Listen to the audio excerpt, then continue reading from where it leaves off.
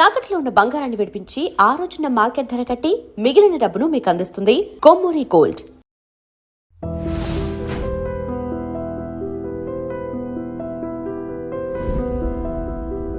నమస్తే, నేను Kavitha. Welcome to I dream news and నిజాలు. ఇరాన్ తను అనుకున్నది ఖచ్చితంగా సాధించి తీరుతాను అనేటువంటి పట్టుదలతో ఉంది. అమెరికా మాత్రం ఒకసారి సంప్రదింపులు ఉంటాయి, శాంతి చర్చలు ఉంటాయి అంటూనే ఇంకొక మాట, మీరు వయలేట్ చేశారు కాబట్టి మీ దగ్గర ఉన్నటువంటి పవర్ ప్లాంట్స్తో పాటుగా బ్రిడ్జిలన్నింటినీ కూల్ చేస్తాము, నో మిస్టర్ కూల్ గై అనేటువంటి మాటని డొనాల్డ్ ట్రంప్ చెప్తున్నారు. ఇజ్రాయెల్ మాత్రం తన పని తాను సైలెంట్గా చేసుకుంటూ వెళ్ళిపోతుంది. సో ఇది స్టేటస్ కో ఇలాగే ఉంటుందా? స్టాండ్ స్టిల్ అవుతున్నాయా చర్చలు అనేవి? నెక్స్ట్ స్టెప్ ఎలా ఉండబోతుంది? మనతో పాటుగా ఉన్నారు సీనియర్ జర్నలిస్ట్ సురేష్ కొచ్చతిల్ గారు. సార్ నమస్తే. సో ప్రతిరోజు ఏదో ఒకటి ఉంటుంది, ఒక స్టెప్ ముందుకు వెళ్తున్నారు అనుకుంటే ఒక 2 అడుగులు మళ్ళీ వెనక్కు పడుతోంది. అంతకు మించి పెద్దగా అసలు ఎక్కడా మార్పు ఉండట్లేదు. యాజ్ ఇట్ ఈజ్గా ఒక స్టేటస్ కో అనాలా, స్టాండ్ స్టిల్ అనాలా, లేకపోతే ఎవరు మొండి పట్టుదలతో ఉన్నారు, ఎవరు మంకు పట్టి ఉన్నారు? దీంట్లో మనం ఒక రేస్ అగేన్స్ట్ టైం అంటాం ఇంగ్లీష్లో. సీస్ఫైర్ 2 రోజులు అయిపోతుంది. దాంతోపాటు సీస్ఫైర్ పొడిగిస్తారంటే ప్రెసిడెంట్ ట్రంప్ 3 రోజుల ముందు అన్నారు. అది ప్రసక్తి లేదు, ఎందుకంటే దాని ముందు డీల్ అయిపోతుంది అన్నారు. ఇప్పుడు డీల్ కావట్లేదు. డీల్లో 3 మెయిన్ ఎలిమెంట్స్ ఉన్నాయి మనకు తెలిసిన మటుకు. 3 ఏంటది? ఒకటి, యుఎస్ దగ్గర ఉన్న యురేనియం గురించి. యురేనియం ఏం చేస్తారు? ఆ యురేనియం యుఎస్కి ఇస్తారా, లేకుంటే రష్యాకి ఇస్తారా, లేకుంటే దాని ప్యూరిటీ తగ్గిస్తారా? 3 పాయింట్లు ఉందన్నమాట. నెక్స్ట్ స్టెప్, దానికన్నా తర్వాత చేయబోయేది ఉన్నది స్టేట్ ఆఫ్ హార్మూస్ని ఓపెన్ పెట్టడం. అది మనం చూస్తున్నాం. 2 వైపుల నుంచి బ్లాకేజ్ నడుస్తుంది.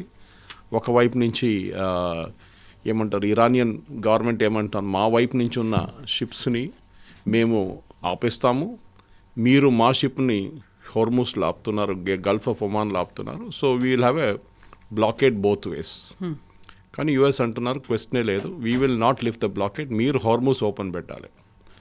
మూడవది, ఇది 3 మెయిన్ స్టిక్కింగ్ పాయింట్, చాలా ఉన్నాయి దాంట్లో, కాకుండా ఇది 3 మెయిన్ స్టిక్కింగ్ పాయింట్స్ అని ఇవాళ పొద్దున కూడా యూఎస్లో ఉన్న కొంతమంది వాళ్ళ వైట్ హౌస్లో ఉన్న రిప్రజెంటేటివ్స్ మీడియాతో మాట్లాడుతూ అన్నారు ఆఫ్ ద రికార్డ్. మూడవది ఏంటంటే, Iran should stop funding all Hezbollah లాంటి అవుట్ఫిట్స్ని ఫండింగ్, ఆర్మింగ్ చేయడం బంద్ చేయాలని చెప్పారు. అది ఇరాన్ ఏం అనట్లేదు ఇప్పుడు, ఎందుకంటే హూతీలు అయితే ఆల్మోస్ట్ వాళ్ళు క్వైట్గా కూర్చున్న వాళ్ళు, ఏం చేయట్లేదు వాళ్ళు. హమాస్ కూడా అంతే. ఓన్లీ యాక్టివ్గా ఉన్నది హెజ్బుల్లా ఒకరు ఉన్నారు. అక్కడ కూడా ఇప్పుడు సీజ్ ఫైర్ ఉంది 10 రోజులు, అది దాంట్లో 3 రోజులు అయిపోయినాయి. ఇప్పుడు అక్కడ మీరు చెప్పినట్ల ఇజ్రాయెల్ కావాలంటే కొడుతున్నారు. సీజ్ ఫైర్ ఉందో లేదో అని చూసుకుంటలేరు వాళ్ళు. వాళ్ళ మీద దాడి జరిగితే ద హిట్టింగ్ బ్యాక్ అన్నమాట. ఇప్పుడు ఇవాళ సాయంత్రం, as we record this programme, ఇవాళ ఈవినింగ్, మండే ఈవినింగ్కి ఒక యుఎస్ డెలిగేషన్ ఇస్లామాబాద్ చేరుకుంటా అంటున్నారు. అండ్ రేపు పొద్దున డిస్కషన్స్ మొదలవుతుందని. ఎవరుంటారు అని అడిగితే క్లారిటీ లేదు దాంట్లో. ఫస్ట్ యుఎస్ గవర్నమెంట్ సోర్సెస్ అన్నారు సేమ్ జేడీ వ్యాన్స్ లీడ్ చేస్తారన్నారు. దాని తర్వాత రూమర్ ఏమొచ్చిందంటే అది కాదు, మార్కో రూబియో లీడ్ చేస్తారు. Steve Witkoff and Jared Kushner ఉంటారు ఎట్లనా, ఎందుకంటే వాళ్ళు ఏం మాట్లాడారు కానీ ప్రెసిడెంట్ రిప్రజెంటేటివ్గా వాళ్ళు ఉంటారు. ట్రంప్ పర్సనల్ ఫ్రెండ్స్ ఇద్దరు వీళ్ళు, ఒకరైతే son in law and one is a personal friend, business friend. So వీళ్ళు ఉండాల్సిందే చెప్తున్నారు. సో యుఎస్ వైపు నుంచి అట్లీస్ట్ ఒక డెలిగేషన్ వస్తున్నారనేది కన్ఫర్మ్ అయింది. పాకిస్తాన్ ఇస్లామాబాద్లో ఉన్న రోడ్లన్నీ క్లీన్ చేయడము, అది శానిటైజ్ చేయడము, ట్రాఫిక్ని బంద్ చేయడం అంతా మొదలైంది. వాళ్ళు హై సెక్యూరిటీ జోన్గా మార్చేశారు మొత్తం. కానీ ఇరాన్ వైపు నుంచి ఎవరైనా వస్తారా లేదా అనేది డౌట్ఫుల్ ఉంది ఇప్పుడు. ఇరాన్లో ఒక ప్రాబ్లం ఇక్కడ ఏందుంటుంది, ఇరాన్కి ఒకటి, ఇది కాకపోతే ప్రెసిడెంట్ ట్రంప్ చాలా క్లియర్గా చెప్పారు, if this deal is not done, ఇంకేం లేదు దీని తర్వాత మాట్లాడడం, మళ్ళీ కలుద్దాం, ఏం లేదు, we will start and we will destroy ప్రతి రోడ్డు, ప్రతి పవర్ ప్లాంట్ని మేము కొట్టేస్తాం. ఈ థ్రెట్ ప్రెసిడెంట్ ట్రంప్ దీనికన్నా ముందు కూడా చేశారు, మీకు గుర్తుంటుంది. ఇప్పుడు కొత్తదేం కాదు అది. ట్రంప్ ఆల్వేస్ చికెన్స్ అవుట్ అని, టాకో అని ఒక టర్మ్ ఉంది, ఆయన మళ్ళీ బ్యాక్అవుట్ అవుతారని ఒక ఏం చెప్తారు, ఒక అప్రహెన్షన్ ఉంది, ఇంగ్లీష్లో అంటాం మేము, అది జరుగుతుందో లేదో అని ఒక డౌట్ ఉంది. కానీ ఈసారి ప్రెసిడెంట్ ట్రంప్కి వెనక తిరిగే పరిస్థితి లేదు ఆయనకి. He will not withdraw and 100% వీళ్ళ మీద ప్రెషర్ పెడతారు. అదే టైంలో నిన్న రాత్రి ఒక ఘటన జరిగింది. ఒక Iranian ship Gulf of Oman నుంచి, అంటే పర్షియన్ గల్ఫ్ నుంచి వచ్చి అరేబియన్ సీని వస్తూ గల్ఫ్ ఆఫ్ ఒమాన్ ఎంటర్ అయ్యారు. They were trying to enter the Iranian waters Gulf of Oman దగ్గర. సో ఈ యుఎస్ నేవీ ఆ షిప్ని ఆపడానికి ప్రయత్నించారు, వార్నింగ్ ఇచ్చారు. ఇన్ఫ్యాక్ట్ దాని ఆడియో క్లిప్ ఇప్పుడు యూట్యూబ్లో ఉంది. చెప్పారు చాలా క్లియర్, యూ టు స్టాప్ అంటే వాళ్ళు వినట్లేదు. అది ఏదో కంటైనర్ తీసుకెళ్తున్నారు. సో బహుశా ఏదైనా ఫుడ్ స్టఫ్ ఉండొచ్చు, రైస్ ఉండొచ్చు, గోధుమలు ఉండొచ్చు, తీసుకెళ్తున్నాడు ఇరాన్ వైపు.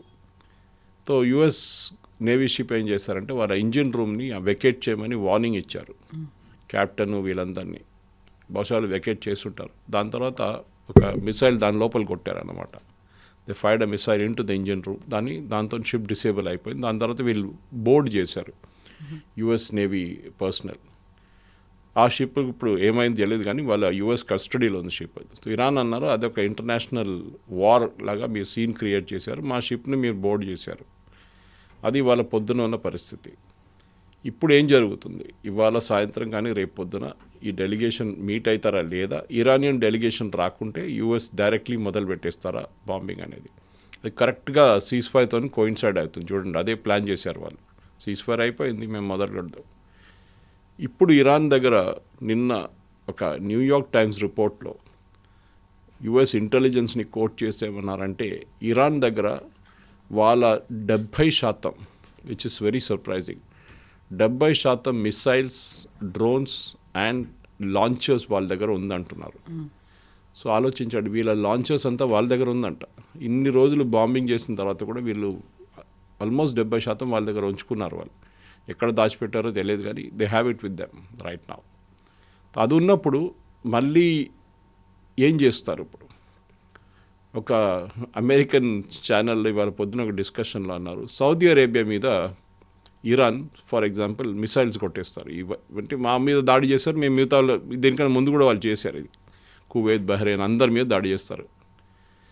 ఈసారి సౌదీ అరేబియా మీద మిసైల్స్ కొడతారు ఇరాన్. కొట్టినప్పుడు అక్కడ పాకిస్తానీ ట్రూప్స్ కూర్చున్నారు, 4,000 మంది ట్రూప్స్, వాళ్ళకి 15 ఎయిర్క్రాఫ్ట్లు అన్నీ పెట్టుకున్నారు అక్కడ. The logic is Saudi Arabia మీద దాడి చేస్తే, ఎవరు చేస్తే వాళ్ళ మీద మేము దాడి చేస్తామని పాకిస్తాన్ ప్రామిస్ చేశారు. ఒక ఒప్పందం కూడా ఉంది వాళ్ళది. ఇరాన్ సౌదీ అరేబియా మీద బాంబ్ చేస్తారు, పాకిస్తాన్ ఇరాన్ మీద దాడి చేస్తారా? వాళ్ళే మీడియేటర్స్ కదా, వాళ్ళే మీడియేట్ చేస్తున్నారు ఇరాన్తో. ఇంకోటి ఏంటంటే నిన్న పొద్దున I think was it Washington Post or New York Times, ఏదో ఒక పబ్లికేషన్ యూఎస్ ఇంటెలిజెన్స్ని అగైన్ కోట్ చేస్తున్నారు. వైట్ హౌస్ కూడా ఇన్ఫర్మేషన్ వచ్చింది that Asim Munir, field marshal Asim Munir పాకిస్తాన్తో, is very closely associated with the Iran revolutionary guards. అది అమెరికాకు ఒక రెడ్ ఫ్లాగ్ లాగా మారిపోయింది. ఎందుకంటే రెవల్యూషనరీ గార్డ్, ఇరాన్ రెవల్యూషనరీ గార్డే మెయిన్ ప్రాబ్లం ఇరాన్లో. ముల్లాలతో కలిసి ఉంటారు వాళ్ళు, వాళ్ళే ఈ టెర్రరిజం అంతా చేస్తారు, వాళ్ళే ఫండింగ్ చేస్తారు. అది కాకుండా దీనికన్నా ముందు ఐఆర్జీసీ చీఫ్ ఒకరు ఉన్నారు, మీకు గుర్తుంటుంది, కాసిం సులేమానీ. ఆయన్ని ప్రెసిడెంట్ ట్రంప్ ఫస్ట్ టర్మ్లో కొట్టారు, ఆయన్ని తీసేశారు. ఆయనతోని అసీమ్ మునీర్ చాలా క్లోజ్ రిలేషన్షిప్ ఉంది. పాకిస్తాన్ అప్పుడు Asim Munir was the head of intelligence, అప్పుడు ఆయన ఆర్మీ చీఫ్ కాలేదు ఇంకా. సో చాలా క్లోజ్ రిలేషన్షిప్ ఉంది, వీళ్ళు ఇద్దరు నడిమిట్లో ఉండే అని చెప్పి నిన్న నుంచి అదొక రూమర్ తిరుగుతుంది.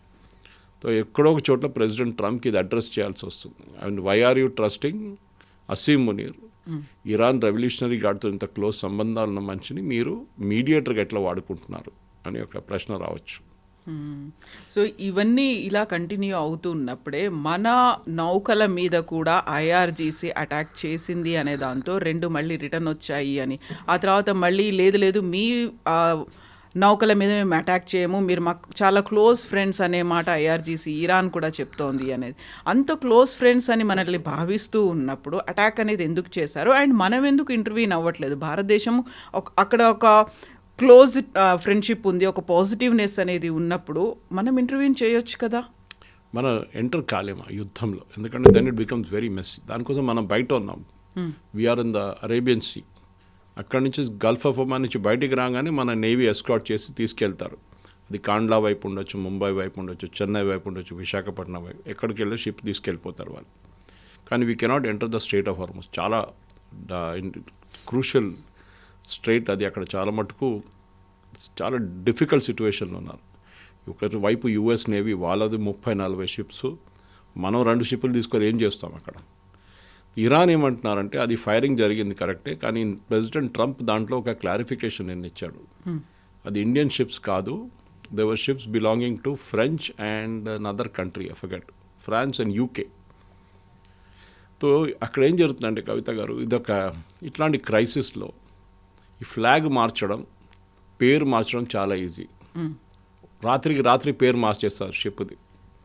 సో ప్రెసిడెంట్ ట్రంప్ ఎందుకన్నారు అది యూకే అండ్ ఫ్రెంచ్ షిప్ అని? ఆయన యుఎస్ ప్రెసిడెంట్ కదా, ఆయనకి ఇన్ఫర్మేషన్ ఉంటుంది ఈ షిప్స్ ఒరిజినల్ ఎవరి దగ్గర నుంచి అనేది. So originally it was a UK ship and a French ship.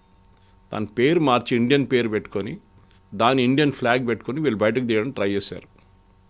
Indian crew ఉన్నారు కరెక్ట్, కానీ ఎందుకంటే ఆ వాయిస్ మీకు మాట్లాడుతున్నప్పుడు Iranian revolutionary gourd and Indian captain మాట్లాడుతున్నప్పుడు ఆ సౌండ్ వస్తుంది చాలా క్లియర్. ఈ was sounding like an Indian only.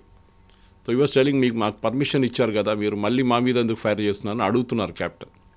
So obviously వీళ్ళేమనుకున్నారంటే French కానీ యూకే కానీ ఇండియన్ ఫ్లాగ్ పెట్టి బయటికి తీసుకెళ్తే ఇరానియన్స్ వెళ్ళనిస్తారు అనుకున్నారు. కానీ వాళ్ళ నడిమిట్లోనే ఒక కన్ఫ్యూజన్ ఉంది ఇప్పుడు.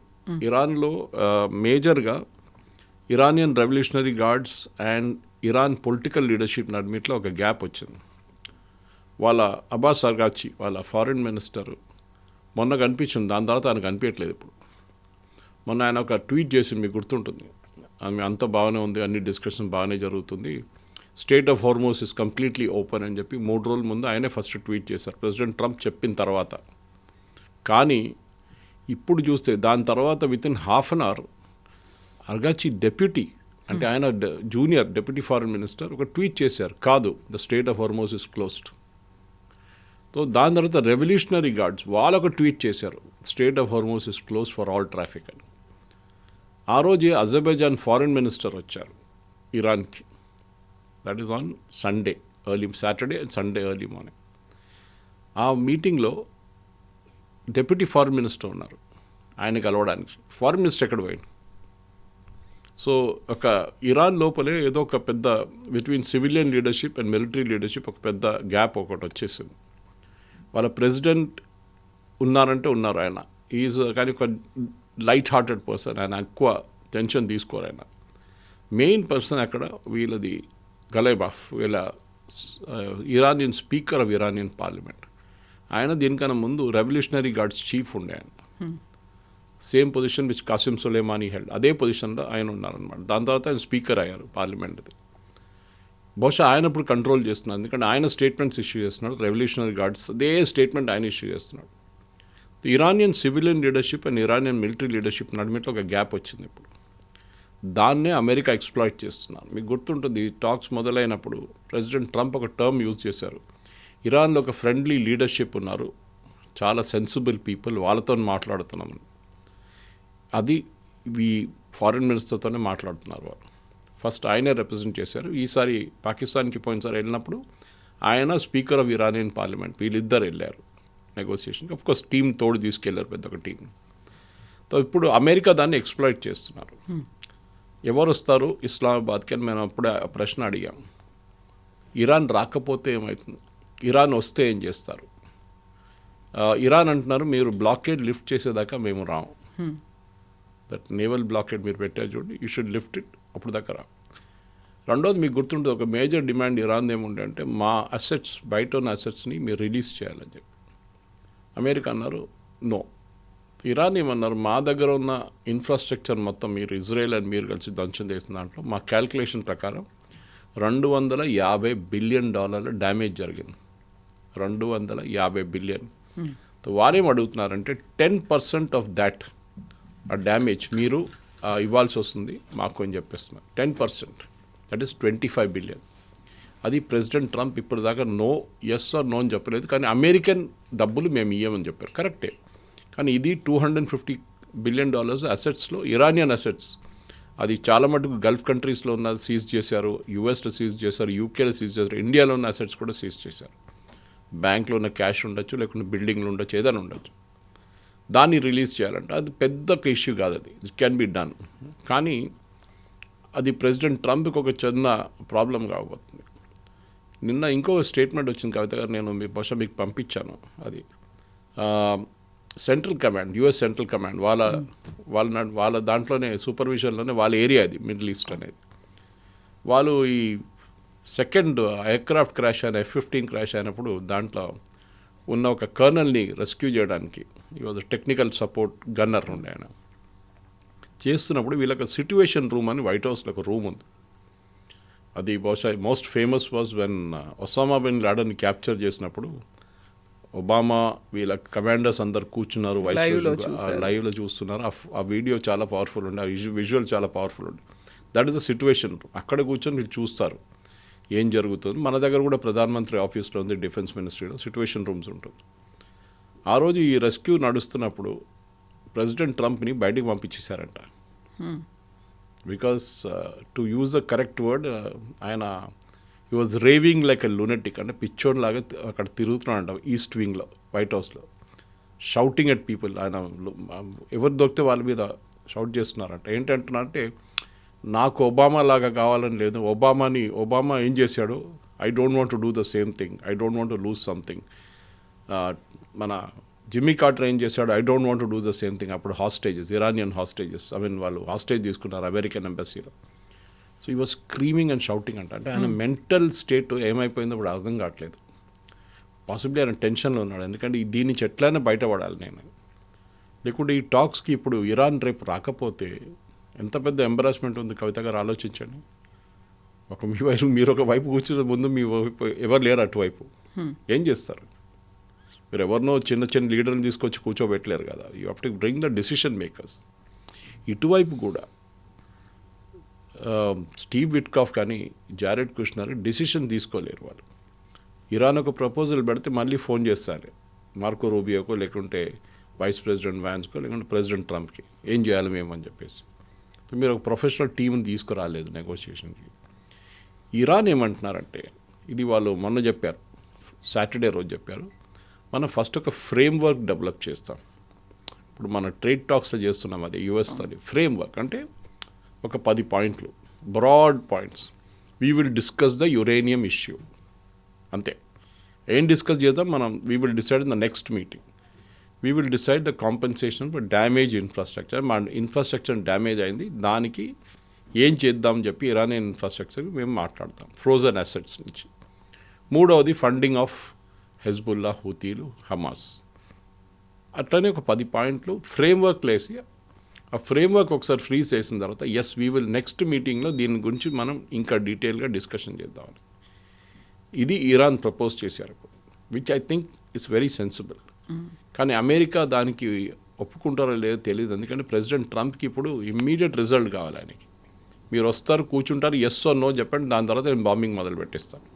ఇది పరిస్థితి. ఇవాళ అంటే రేపు పొద్దున పాకిస్తాన్ టైంకి ఇరాన్ నుంచి ఎవరు రాకపోతే బహుశా సీజ్ ఫైర్ కూడా అయిపోతుంది అప్పుడే కరెక్ట్ టైంకి, అండ్ బాంబింగ్ విల్ స్టార్ట్.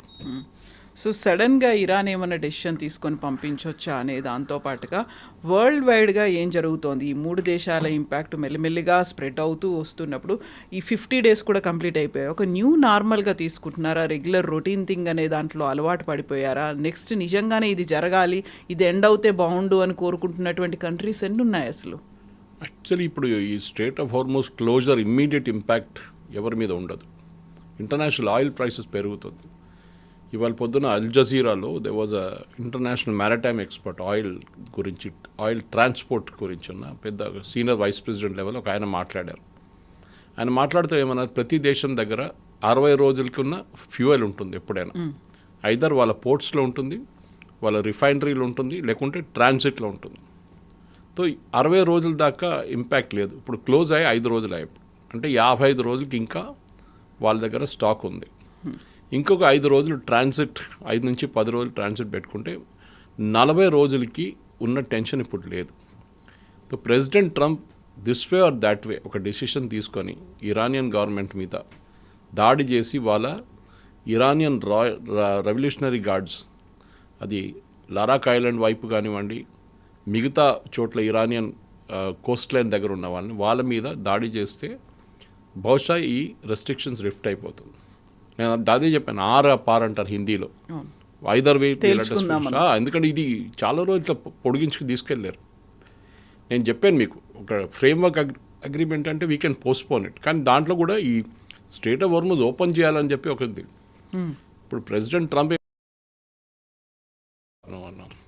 మీరే దానికి యుద్ధంకి వెళ్ళి బంద్ చేయించారు దాన్ని. ఇరాన్కున్న ఒకటే లివరేజ్ అది. ఇప్పుడు ఇరాన్ దగ్గర మిసైల్స్ ఎక్కువ లేవు, ఇరాన్ దగ్గర చెప్తున్నారు కానీ 70% ఉందని కానీ ఎవరు చూడలేదు. ఇరాన్ దగ్గర ఎయిర్ ఫోర్స్ లేదు, నేవీ లేదు, ఆర్మీ లేదు. ఇరాన్ దగ్గర ఉన్న అన్నిటికంటే పెద్ద లివరేజ్ ఏంటంటే స్ట్రేట్ ఆఫ్ హార్మజ్. నిన్న మొన్న చూసినట్లే ఇండియన్ షిప్స్ మీద దాడి చేసినట్లే, ఇండియన్ ఫ్లాగ్ షిప్స్ మీద దాడి చేసినట్లనే పక్కన కూర్చొని ఒక మిసైల్ కొడితేనే, లేకుంటే ఒక చిన్న షిప్ బోట్లో తీసుకొచ్చి ఫైరింగ్ చేస్తాం, ఒక మెంటల్ ఇంపాక్ట్ క్రియేట్ అవుతుంది. షిప్కి ఎక్కువ డ్యామేజ్ ఏం కాదు, కానీ ఒక ఇంపాక్ట్ క్రియేట్ అవుతుంది. ఇన్సూరెన్స్ కంపెనీస్లో, షిప్లో ఉన్న క్యాప్టెన్స్కి, షిప్ ఓనర్స్కి చాలా భయం వచ్చేది. నిన్న దాకా మీరు చూసుంటారు, ఫస్ట్ డే ఓపెన్ అనగానే ఒక 15-20 షిప్లు మూవ్ చేయడం మొదలుపెట్టింది స్ట్రేట్ ఆఫ్ హార్మజ్ నుంచి బయటికి. కానీ ఇమ్మీడియట్గా క్లోజ్ అనగానే మళ్ళీ అందరు తిరిగి వెళ్ళిపోయారు. ఇప్పుడు 0 షిప్స్ ఆర్ క్రాసింగ్. సో ఈ పరిస్థితి ఎక్కువ రోజులు నడివేయలేదు. సో ప్రెసిడెంట్ ట్రంప్ కరెక్టే అని చెప్పింది.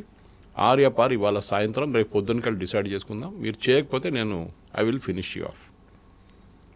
నేను అనుకుంటే ఇన్ని రోజులు పోస్ట్పోన్ చేసే బదులు this will be the final good thing to happen. కానీ ఇరాన్ ఉన్న ప్రజల వాళ్ళ మనోభావం కొంచెం ఆలోచించండి. ఎగ్జాక్ట్లీ. వాళ్ళకి పవర్ ఉండదు, నెక్స్ట్ 3-4 months కరెంట్ ఉండదు, ఎలక్ట్రిసిటీ ఉండదు, వాళ్ళ రోడ్డు మొత్తం ధ్వంసం అవుతుంది. అప్పుడు ఏం జరుగుతుంది? ఇప్పుడున్న ప్రజలు ఇరానియన్ రెజ్యూమ్ వ్యతిరేకంగా పోరాటం చేస్తారా, లేకుంటే వాళ్ళు ఇరానియన్ రెజ్యూమ్తో కలిసిపోతారా? నిన్న ఒక ఫోటో ఉండే వన్ ఆఫ్ ద ఛానల్స్, ఒక బిల్డింగ్ తెహరాన్లో అమెరికన్ ఇజ్రాయలీ బాంబింగ్లో డెస్ట్రాయ్ అయిన బిల్డింగ్కి ఎవరో పెయింట్తో స్క్రాల్ చేశారు. అక్కడ president Trump says help is on the way, okay, and this is the help అని చెప్పి రాశారు.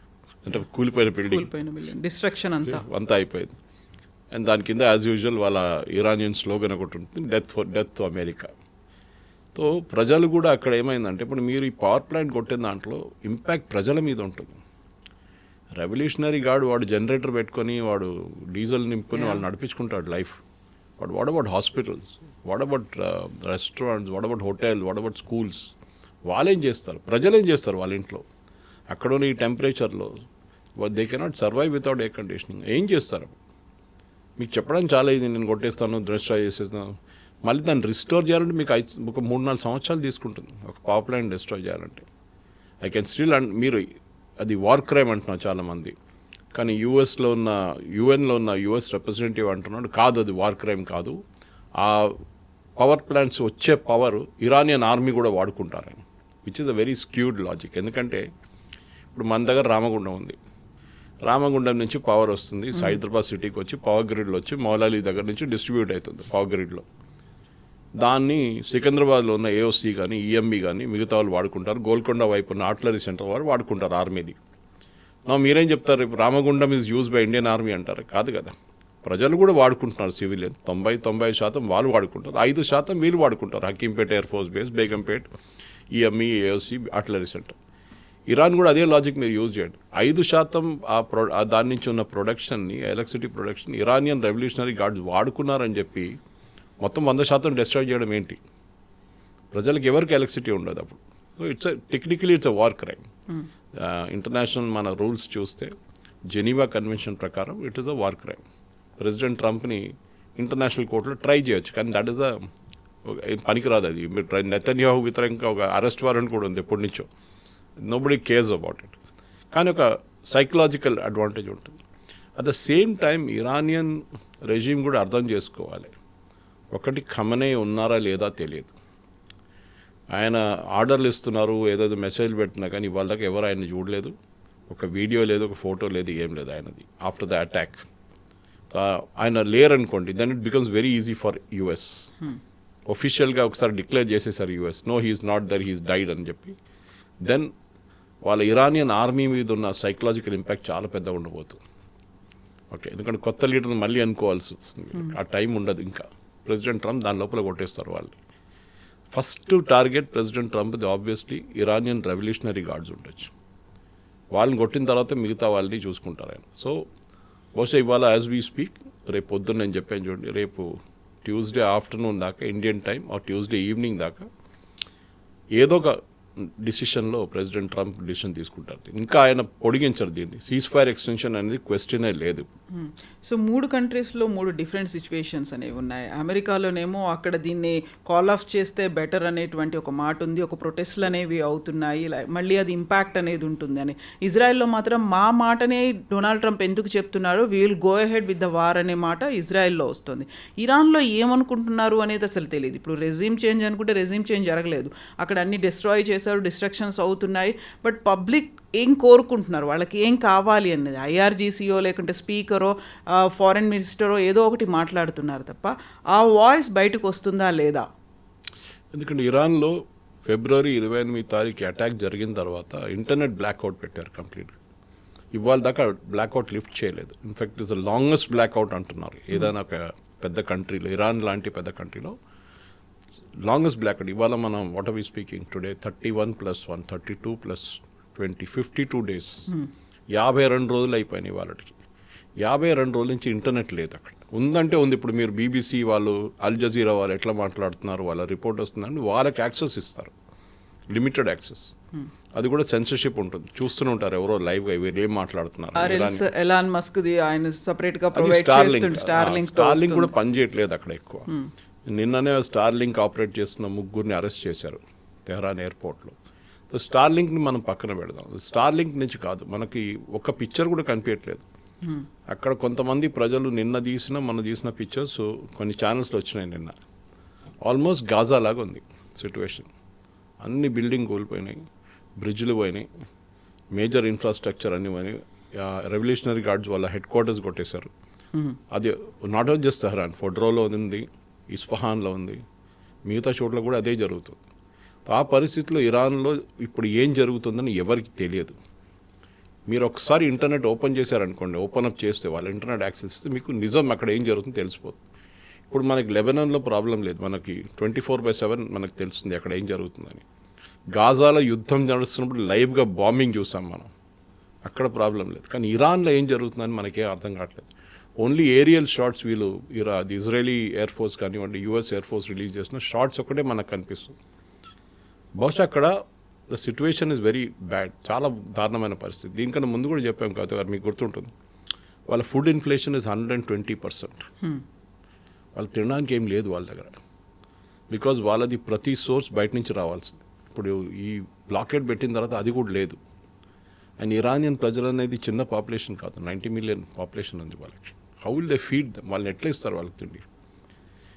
నేను దీనికన్నా ముందు ఒకసారి మీకు మన ఛానల్లో చెప్పాను, ఇరాన్కి లోకంలో ఉన్న 2nd largest oil and gas reserves ఉన్నారు వాళ్ళ దగ్గర, after Venezuela. Saudi Arabia is 3rd. కానీ రెవెన్యూలో చూడండి, US is number 1, Saudi Arabia is number 2.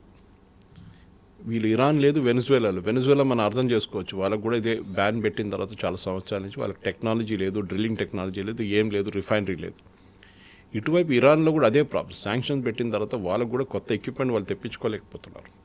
So వాళ్ళ రిజర్వ్స్ బై 80% వాళ్ళ population is below the poverty line. కానీ వీళ్ళు ఏం చేశారు, వీళ్ళు ఇన్వెస్ట్మెంట్ అంతా వీళ్ళ దగ్గర నుంచి వచ్చిన డబ్బులు లాస్ట్ 20 సంవత్సరాలు వీళ్ళు యురేనియం మీద పెట్టారు, మిస్సైల్స్ మీద పెట్టారు. మిస్సైల్స్ వాళ్ళ దగ్గర ఒక కాటేజ్ ఇండస్ట్రీ లాగా అయిపోయింది అంటున్నారు. ఇప్పుడు ప్రతి స్ట్రీట్ కార్నర్లో ఒక షాప్ ఉందంట, డ్రోన్ తయారు చేసే షాప్. ఆ పరిస్థితికి వాళ్ళకి అంత ఎక్స్పర్టీస్ ఉంది వాళ్ళ దగ్గర.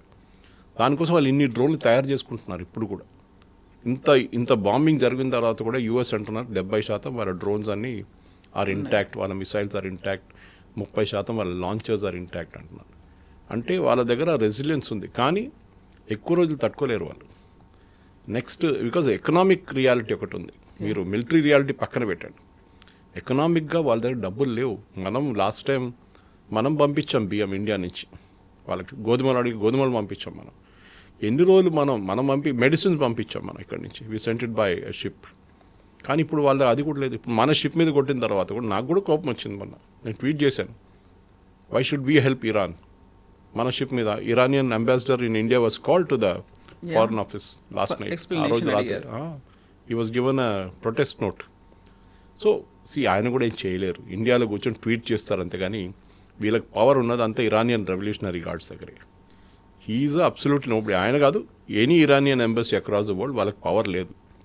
పవర్ అంతా టెహరాన్లో ఉన్న ఈ రెవల్యూషనరీ గార్డ్స్ దగ్గర ఉంది. యుఎస్ ఇప్పుడు వాళ్ళనే టార్గెట్ చేస్తున్నారు. వాళ్ళని కొడితే దెన్ బహుశాకున్న ప్రజలు బయటకు వస్తారు, ప్రొటెస్ట్ చేస్తారు. దెన్ దే విల్ స్టార్ట్ ఒక రెజీమ్ చేంజ్. అప్పుడు రియలీ జరగవచ్చు. రేపు ఒక లంచ్ టైం తర్వాత రేపు సాయంత్రం దాకా, అప్పటి నుంచి సాటర్డే దాకా ఒక విండో ఉంది. ఈ విండోలోనే ఇదన్నీ జరగబోతుంది. ఒకటి సీజ్ ఫైర్ ల్యాప్స్ అవుతుంది, రెండవది ప్రెసిడెంట్ ట్రంప్ ఒక డిసిషన్ తీసుకోగలుగుతారు. ఈ యుద్ధం ఎట్లయినా ఆపాలని చెప్పి వాళ్ళకి డొమెస్టిక్ చాలా ప్రెషర్ ఉంది. మూడోది ఆయిల్ ప్రైసెస్ మళ్ళీ పెరిగింది, స్టాక్ మార్కెట్ డౌన్ అయింది. సో ప్రెసిడెంట్ ట్రంప్ మీద ఐదర్ వే ఒక పార్ లడాయి ఉంటుంది. అండ్ బహుశా దాంతోనే ఇరాన్ రెజీమ్ కూడా పడిపోతుంది. అదే మోస్ట్లీ జరగబోతుంది. సో 1 డేలో తేలుతుందా, 1 వీక్లో తెలిసిపోతుందా? 1 week, it will take 1 week to 10 days easily. అది కోఆర్డినేటెడ్ యాక్షన్ ఉంటుంది ఇరాన్, యుఎస్ నేవీ వైపు నుంచి. And of course US air force కూడా ఉంటారు. మళ్ళీ ఇజ్రాయెల్ వస్తారు. ఇన్ని రోజులు వాళ్ళు రాలేదు. వాళ్ళు అక్కడ లెబనాన్లో డీల్ చేసుకుంటున్నారు. వాళ్ళకి సీజ్ ఫైర్ అని చెప్తున్నా కానీ వాళ్ళు రెగ్యులర్గా అక్కడ కూడా కొడుతున్నారు హెజ్బుల్లాని. సో పాసిబ్లీ ఒక కోఆర్డినేటెడ్ యాక్షన్ ప్రెసిడెంట్ ట్రంప్కి ప్లాన్స్ ఇచ్చుంటారు వాళ్ళ డిఫెన్స్ ఆర్మీ చీఫ్ కానీ, ఎయిర్ ఫోర్స్ చీఫ్ కానీ, వాళ్ళ చీఫ్ ఆఫ్ స్టాఫ్ కానీ.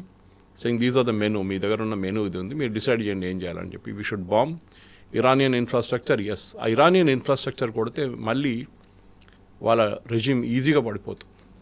వాళ్ళకి ఎలక్ట్రిసిటీ లేకుండా వాళ్ళు ఏం చేయలేరు. అది పెద్ద ఒక డిసడ్వాంటేజ్ వాళ్ళు. అప్పుడు ఇమ్మీడియట్గా వాళ్ళు సరెండర్ చేయాల్సి వస్తుంది. సరెండర్ అని కాదు, రెవల్యూషనరీ గార్డ్స్ పారిపోతారు అక్కడి నుంచి. బహుశా ఎక్కడికి వెళ్తారో తెలియదు కానీ someway they might even go to Pakistan వాళ్ళకి టెంపరీగా ఒక ఏం చెప్తారు, సరెండర్ చేయడానికి ఒక ఆప్షన్ ఇస్తారు పాకిస్తాన్. అది బహుశా జరగవచ్చు. Yes, sir. Thank you so Thank you much, very sir. Thank you. Subscribe iDream. And please subscribe to iDream. For more videos, subscribe to iDream. Please like, share and subscribe to the channel. Congratulations, iDream.